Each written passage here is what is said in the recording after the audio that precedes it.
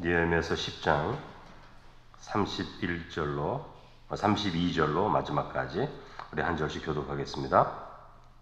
우리가 또 스스로 규례를 정하기를 해마다 각기 세겔의 3분의 1을 수납하여 하나님의 전을 위하여 쓰게 하되 곧 진설병과 항상 드리는 소제와 항상 드리는 번제와 안식일과 초하루와 정한 절기에 쓸 것과 성물과 이스라엘을 위하는 속죄제와 우리 하나님의 전의 모든 일을 위하여 쓰게 하였고 또 우리 제사장들과 레위 사람들과 백성들이 제비 뽑아 각기 종족대로 해마다 정한 시기에 나무를 우리 하나님의 전에 바쳐 율법에 기록한 대로 우리 하나님 여호와의 제단에 사르게 하였고 해마다 우리 토지 소산의 만물과 각종 과목의 첫 열매를 여호와의 전에 드리기로 하였고 또 우리의 맏아들들과 가축의 처음 난 것과 소와 양의 처음 난 것을 율법에 기록된 대로 우리 하나님의 전으로 가져다가 우리 하나님의 전에서 섬기는 제사장들에게 주고 또 처음 익은 밀의 가루와 거제물과 각종 과목의 열매와 새 포도주와 기름을 제사장들에게로 가져다가 우리 하나님의 전에 여러 방에 두고 또 우리 산물의 11조를 레위 사람들에게 주리라 하였나니 이 레위 사람들은 우리의 모든 성읍에서 산물의 11조를 받는 자임이며 레위 사람들이 11조를 받을 때에는 아론의 자손 제사장 한 사람이 함께 있을 것이요 레위 사람들은 그 11조의 10분의 1을 가져다가 우리 하나님의 전 곳간에 여러 방에 두되 곧 이스라엘 자손과 레위 자손이 거제로 드린 곡식과 새 포도주와 기름을 가져다가 성소의 그릇들을 두는 골방 곧 섬기는 제사장들과 문지기들과 노래하는 자들이 있는 골방에 둘 것이라. 그리하여 우리가 우리 하나님의 전을 버려두지 아니하리라. 아멘. 우리 연양숙 성도님 또 감사의 예물을 드리면서 큰딸 손주 귀국하는데 말씀으로 단단히 무장시켜 주옵소서 이렇게 제목을 드리면서 헌금 드렸습니다. 오늘 본문의 말씀은 하나님과 언약을 세우는 이스라엘 백성들 계속 지금 이어서 말씀드리고 있지 않습니까? 하나님과 언약을 세우고 있는 것인데 하나님의 말씀대로 살겠다 이렇게 결단을 하고 구체적으로 어떻게 살 것인가를 말을 하고 있죠. 내가 하나님의 뜻대로 살겠습니다. 이렇게만 말하면 실천이 안 되거든요. 그러니까 이렇게 구체적으로 얘기하는 거예요. 어제부터 계속 보면 내가 이방인과는 결혼하지 않겠습니다. 내 딸과 내 아들들을 이방인들과 결혼시키지 않겠습니다. 그렇게 지금 결단하잖아요. 안식년에 토지를 쉬게 하겠습니다. 안식년에 토지를 쉬게 하겠습니다. 그리고 희년이 되면 모든 빚을 탕감하겠습니다. 그렇게 지금 결단을 하잖아요. 그러니까 우리가 신앙생활 할 때 하나님 내가 주님 뜻대로 살겠습니다. 이렇게 뭉뚱그려서 기도하는 거 실천이 안 됩니다. 어떻게 살아야 되는지 결단을 하는 게 굉장히 중요해요. 구체적으로. 그래서 오늘 본문에도 보면 우리 10장에 보면 그렇게 돼 있잖아요. 기록했다 그랬어요. 기록했다. 기록해서 이름도 다 쓰고 인봉했다. 도장을 찍었다. 사인했다. 서명했다. 그런 겁니다. 그러니까 우리가 개인적인 신앙의 삶을 살 때에도 하나님 앞에 내가 이런 삶을 결단하겠습니다. 그렇게 됐을 때는 삶에 실천하는 것들을 하는 게 굉장히 중요한 것이죠. 우리는 좋은 말은 많이 하는데 삶의 실천이 안 돼서 계속 그 반복이 되는 경우들이 많이 있기 때문에 그렇습니다. 그러므로 이렇게 결단을 하고 구체적인 내용을 쓰고 그리고 사인하고 내가 이렇게 하나님께 하겠습니다. 흔적을 남겨놓는 거죠. 이것이 신앙적으로 실질적으로 성장하는 방식이 될 수 있는 거죠. 어제 말씀을 보면은 결혼법과 안식일법이 중심인데 이 안식일법은 시간과 관계가 되어 있는 거잖아요. 안식일이라든지 안식년이라든지 희년 이런 것들은 시간과 관련이 되어 있는데 특정한 시간에 노동을 하지 않는 거죠. 안식일도 그렇고 안식년도 그렇고 그렇지 않습니까? 어떤 특정한 시간에 노동을 하지 않는 거예요. 자기를 위한 일을 하지 않는 것입니다. 그러니까 이것은 세상적인 측면에서 보면 손해예요. 손해. 일을 하지 않으니까 하루. 여러분 고대 시대에 쉬는 날이 있는 나라가 없어요. 고대 시대에. 대한민국도 쉬는 날이 있은 지가 뭐 얼마나 됩니까? 쉬는 날이 있습니까? 쉬는 날 없습니다. 이거 기독교에서 나타난 거예요. 안식일, 하나님이 세상 창조하실 때 안식일이 있었잖아요. 7일째는 쉬어라. 7일째 쉬게 하는 나라가 없습니다, 여러분. 왜 쉽니까? 돈이 나오는데, 곡식이 나오는데. 그리고 주인은 쉬지만 종들이 왜 쉽니까? 아니 짐승이 왜 쉽니까? 일이 안 되는데 밭을 갈아야죠. 그런데 하나님은 무조건 쉬라 그랬어요. 종도 쉬어라, 집에 있는 소도 쉬어라, 양도 쉬어라, 쉬라고 그랬거든요.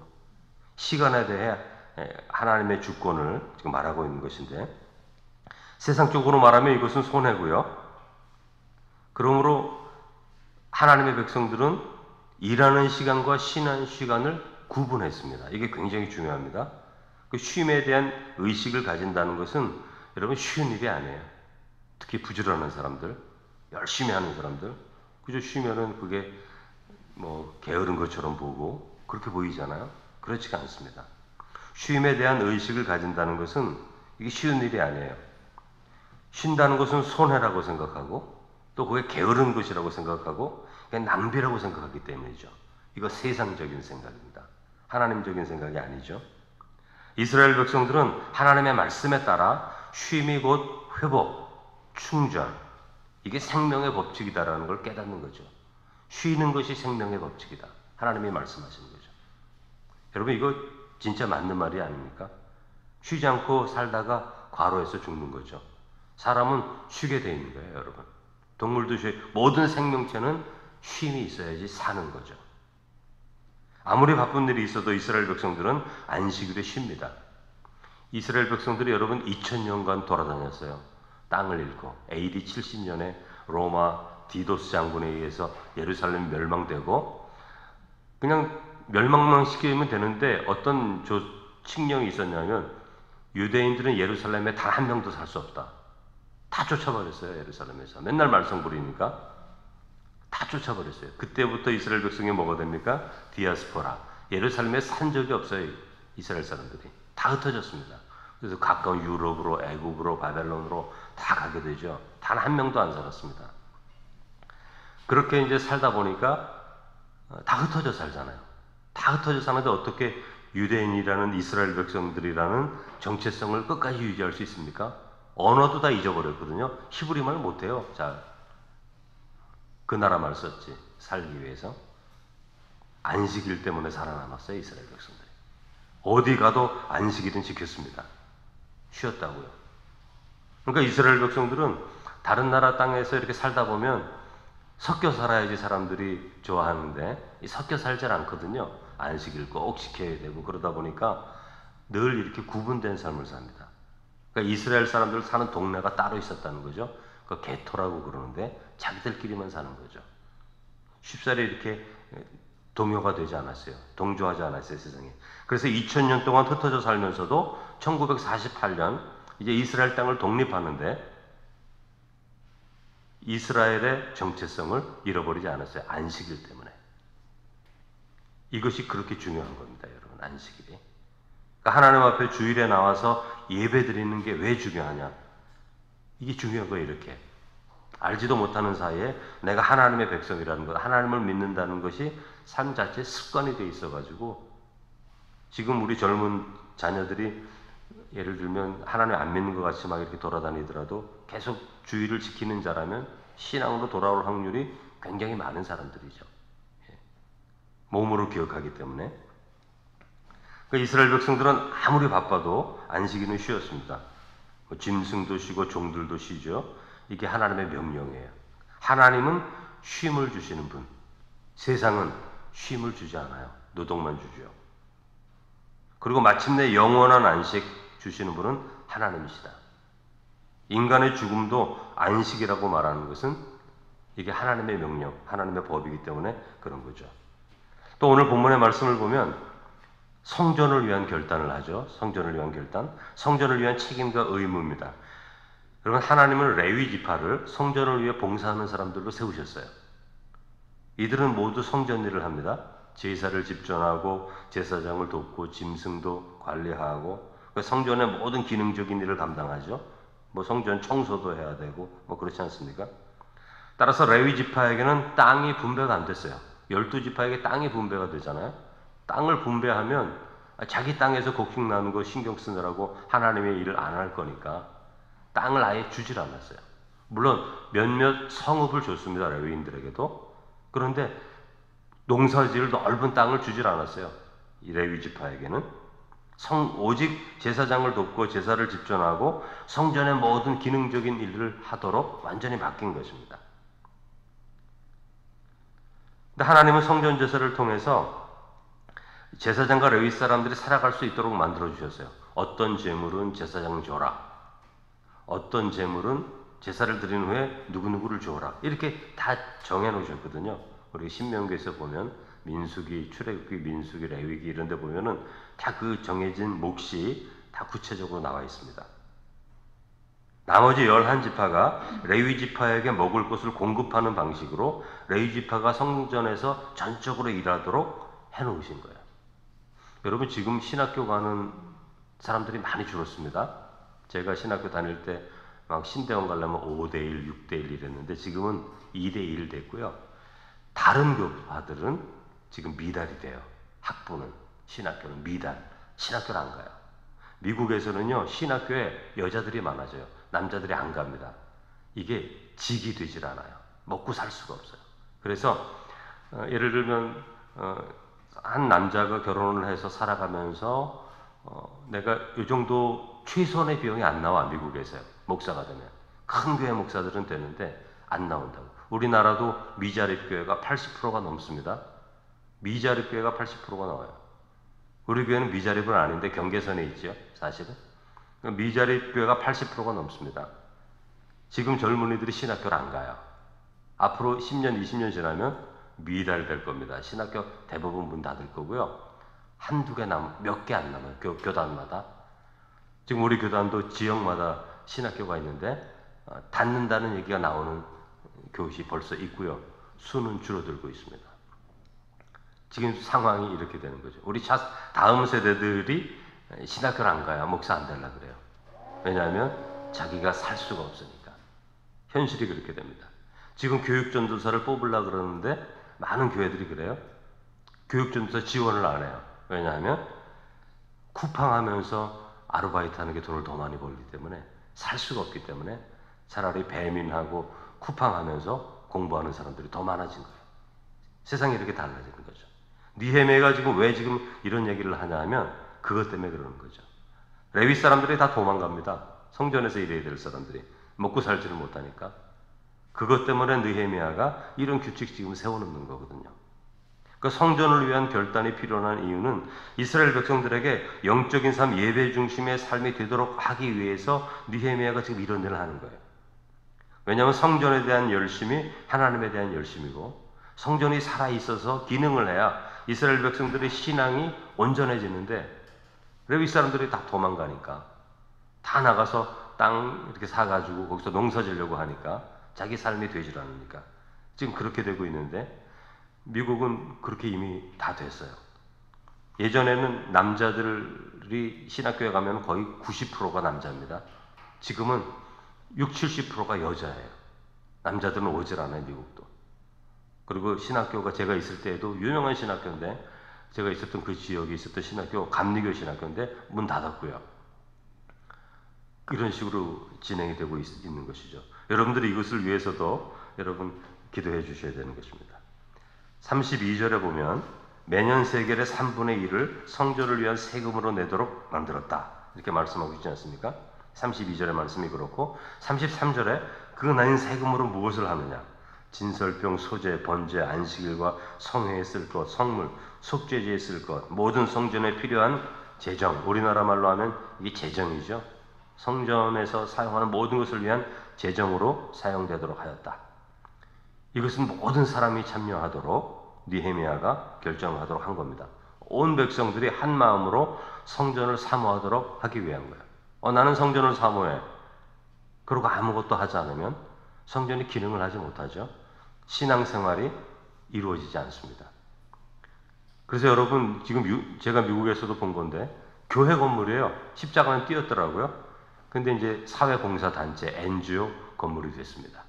근데 영국 같은 데는 그게 술집이 되는 거야. 바가 되는 거야. 근데 이 사람들이 재미있는 게 안에 있는 교회의 그 거룩한 십자가의 그림이라든지 스테인드 글라스라든지 이런 것들을 없애질 않아. 그 신앙을 조롱하는 거예요. 거기 이제 술집을 만들어 놓고 여기는 예전에 강대상이었다. 여기는 뭐 그대로 남겨놓고 거기서 술을 먹는 거죠. 대부분의 많은 예전의 유럽의 교회들이 이슬람 사원으로 변하든지, 이슬람은 발전하거든요. 유럽에서 굉장히. 이슬람 사원으로 사든지, 그래서 자기들 이슬람 종교를 믿고, 그리고 다른 데는 대부분 술집이 되고 레크레이션 센터가 되고 이렇게 되는 겁니다. 한국도 지금 많이 그러고 있죠. 많은 이단들이 교회를 사고 있지 않습니까? 그렇게 변질되는 거예요. 그러니까 이 느헤미야는 모든 사람들이 참여하도록 세겔의 3분의 1을 재정으로 내게 해서 성전에 대한 마음을 갖게 하고 부족하지 않도록 죄속함의 제사와 예배가 정성스럽게 드려지도록 그렇게 만들어가는 체제를 아주 구체적으로 만들죠. 느헤미야가. 그 성전을 향한 이러한 마음과 중심은 여러분 성전이 어떤 곳입니까? 죄속함을 받는 곳이잖아요. 죄속함을 통해 하나님의 은혜와 축복을 받는 것이 성전인데, 그러니까 느헤미야는 백성들의 영적 필요, 우리가 살아가면서 죄를 짓고 죄책감을 갖게 되고 하나님과 멀어지는 것, 그래서 떠나는 거 아니에요? 하나님을? 하나님이 살아계시다는 것을 경험하지 못하면 떠나는 것 아닙니까? 그러나 이 부분에 있어서 확고하게 세우기를 원하는 거죠. 하나님의 성전이 늘 죄속함의 필요성, 죄속함을 통한 하나님의 은혜와 축복이 있어야 된다는 것을 알기 때문에 이렇게 성전 제도를 아주 구체적으로 만들어가는 거예요. 느헤미야는. 그 34절, 여러분 성전에 나무가 필요하지 않습니까? 왜냐하면 그 번제단에 제물을 태우려면 나무가 필요하잖아요. 그러니까 나무를 위해서도 제사장, 레위, 백성들이 제비를 뽑아서 자기 순서가 될 때 나무를 드리도록 만들었어요. 여러분, 성전이 아무리 크고 아름다워도 나무가 없으면 제사를 드릴 수 없습니다. 그러니까 나무도 드리는 거예요. 구약 성경에 보면 여호수아서에 보면 기브온 사람들이 나무와 물 깃는 일을 맡도록 돼 있었습니다. 근데 이제 포로기 이후에 그거 다 없어졌잖아요. 그러니까 제사장과 레위와 백성들이 세 부분으로 나눠서 때가 되면 나무를 공급하도록 이렇게 다 만들어 놓는 거예요. 그래서 성전의 기능이 잘 순환되도록 하기 위해서 이렇게 만들어 놓는 것입니다. 35절 이하에는 제사장과 레위인들의 삶의 몫에 대한 말을 해요. 구체적으로 나와 있지는 않지만 짧게라도 나와 있습니다. 레위 지파에게는 땅이 주어지지 않기 때문에 스스로 자립해서 경제적으로 살 수가 없습니다. 그래서 나머지 11지파가 자신의 몫을 드림으로써 제사장과 레위 지파가 살아가도록 그렇게 만들어 놓은 거죠. 그래서 36절에 보면 마다들과 가축의 처음 난 것과 소와 양 처음 난 것을 하나님의 전에 가져오도록 되어 있죠. 그 첫 것은 하나님의 것이다. 이게 어디서 나온 거죠? 그 애굽에서 탈출할 때 죽음의 세력이 올 때 양의 피를 문설주에 바르니까 아들이 살아났잖아요. 첫째가 다 살았잖아요. 애굽 사람은 다 죽었는데 그날을 기념해서 너희들이 죽어야 마땅했는데 내가 살려줬다. 그러니까 첫 생명이 태어날 때마다 하나님께 예물을 드려라. 그렇게 해서 예물 드리는 거거든요. 그리고 첫 짐승이 태어나면 무조건 하나님께 바치고 그 생명도 하나님이 살려준 것이니까 나에게 바쳐라. 근데 그렇게 바친 것이 누구한테 돌아가요? 성전에 일하는 사람, 제사장과 레위 사람들에게 다 돌아가는 거죠. 37절, 처음 익은 밀가루, 거제물, 각종 과목의 열매, 새 포도주와 기름을 제사장들에 가져다가 주도록 하고, 레위 사람들은 11조를 백성들로부터 받되 받은 것의 11조를 다시 성전에 드리도록 하고, 이처럼 제사장과 레위 사람들이 성전을 섬길 때에 그 삶이 부족지 않도록 다른 11지파의 백성들이 공급하도록 되어 있는 거예요. 이게. 그래서 레위 지파 사람들이 도망가지 못하도록 그렇게 만들어 놓고 그 성전 일에 집중하도록 만들어 놓고 그들을 위해 중보기도 하게 만들고 속죄제, 회개의 제사가 항상 이루어지도록 그 성도들의 삶 가운데 하나님 앞에 속죄함을 받는 자유와 복됨을 누릴 수 있는 시스템을 아주 굳건하게 만들어 놓는 거죠. 대신 11지파는 그들을 공급해서 살아갈 수 있도록 해주는 거예요. 그러니까 이 두 사람들 중에 하나가 펑크가 나면 이스라엘은 신앙적으로 흔들리게 되는 거죠. 이렇게 진행을 시키는데 느헤미야는 하나님의 백성들을 바라보면서 하나님의 백성들이 성전 제사 제도가 타락하게 될 때 신앙도 타락하기 때문에 이 부분도 결단함으로써 하나님께 새로워지기를 결단하는 것이죠. 그러니까 우리가 어떤 결단을 할 때 나는 이제 하나님 앞에 잘 살 거야. 마음으로만 생각하는 것으로는 되지가 않습니다. 그런 것은 굉장히 좋은 마음일 뿐이지 우리 삶 자체가 변하려면 이렇게 구체적으로 내가 이방인들과 결혼하지 않겠다. 안식일에는 이방인들이 물건 파는 것을 내가 사지 않겠다. 안식일을 잘 지키기 위해서. 그리고 나에게 빚진 자들을 50년이 되면 탕감하겠다. 그리고 오늘 말씀처럼 성전에 대한 책임을 이렇게 짓겠다. 이렇게 구체적으로 리스트를 짜서 순종해 갈 때 하나님을 믿는 그 신앙의 삶이 견고하게 설 수 있게 되는 거죠. 그러니까 느헤미야는 눈에 보이는 성벽을 짓고 지금 이런 것들은 뭡니까? 눈에 보이는 성벽이 아니라 영적 성벽을 같이 지어가는 거죠. 이렇게 될 때 이스라엘 백성들이 새로운 믿음의 정체성을 가지고 하나님의 백성으로 온전히 설 수 있게 되는 거예요. 그래서 로마서 사도 바울 항상 서신에 보면은 반은 복음에 대한 말씀을 딱 하고 나머지 반은 뭘 말해요? 늘 윤리적인 말, 책임과 의무에 대해서 계속 말하는 이유는 복음을 들었으면 삶이 변화야 되고 삶이 변하면 또 복음으로 충만한 은혜를 받아야 되고 이 두 가지가 균형 있게 갈 때에 하나님의 백성들의 삶이 잘 성장을 할 수 있게 되는 것이거든요. 그래서 우리의 삶 가운데도 우리의 삶에 우리의 교회에 또 나라에 변화되어야 할 모습이 분명히 있는데 우리가 그저 마음으로만 생각하는 것이 아니라 구체적으로 써가면서 내 삶을 통해서 구체적으로 내가 순종하고 지켜야 되는 것들을 생각하면서 그렇게 살아가는 삶 가운데 하나님의 나라가 도래하는 거지. 마음으로는 회개하고 입술로는 말하는데 삶에서는 아무 결단이 없다면 이 세상은 단 하나도 변화되지 않는 것입니다. 여러분, 우리가 믿음 안에서 은혜를 받았는데 하나님이 기뻐하시는 삶의 모습으로 순종해가는 가운데 우리의 가정과 사회와 이 나라와 민족과 교회가 변화되어져 가는 그런 삶을 더 놀라운 하나님의 축복을 받는 삶으로 나아갈 수 있는 은혜가 있기를 주님의 이름으로 축원합니다. 거룩하신 하나님 아버지 감사와 찬송을 드립니다. 저희들을 사랑하여 주셔서 하나님께서 큰 언약 가운데 하나님의 귀한 약속들을 주시고 하나님의 백성들이 누려야 할 놀라운 축복과 은혜를 하나님께서 예비하셨음에도 불구하고 우리가 마땅히 짐져야 할 마땅히 하나님 앞에 책임져야 할 것들을 책임지지 않음으로 해서 우리가 누려야 할 그 복들을 오히려 우리 스스로가 방해하고 막아버리는 그런 삶을 살 때가 얼마나 많은지 모릅니다. 느헤미야는 결단을 하면서 우리 자신이 약속해야 되는 것과 또 성전을 위하여 약속하고 책임을 져야 하는 것들을 잘 분별하여서 하나님의 백성들이 자기 개인적인 삶의 자리에서 그리고 하나님과의 관계의 삶의 자리에서 바르고 아름다운 삶을 살아갈 수 있도록 기틀을 마련해 놓는 것을 바라보게 됩니다. 이런 결단을 하게 될 때는 거기에 마음이 들어가야 되고 또 헌신이 들어가야 되고 때로는 희생이 필요하고 때로는 내 자신의 삶에 작은 손해도 있지만 그러나 이 일을 통해서 하나님의 풍성한 은혜를 경험할 수 있는 것이기에 기꺼이 참여하여 결단하였던 것처럼 오늘 우리도 이 땅을 살아가면서 그저 입술로 비난하고 비판하고 때로는 입술로 결단하고 결심하는 것으로 끝나는 것이 아니라 진실로 나의 삶 가운데서 지켜 순종해야 할 하나님의 뜻이 무엇인지를 기록하고 매일매일의 삶 가운데 순종하는 삶 가운데 우리의 삶 가운데 참으로 변화되어지는 하나님의 은혜를 맛보게 하여 주시옵소서.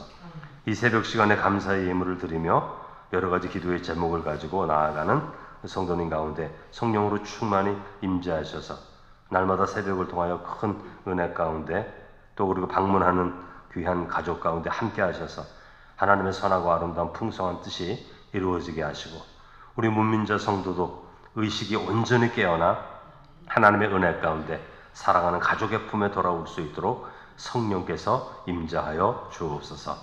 예수님의 이름으로 기도드립니다.